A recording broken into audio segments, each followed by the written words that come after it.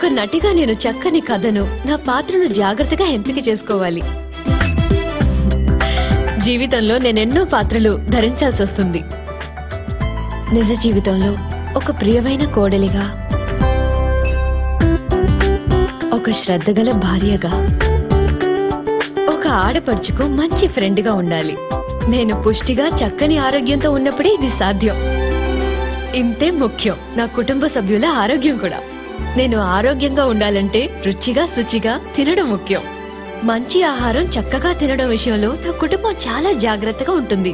అందుకే మేము gold winner oil తో రుచిగా వండినదే తింటాము. అదే మనకు లభించే ఉత్తమ నాణ్యత గల గోల్డ్ విన్నర్.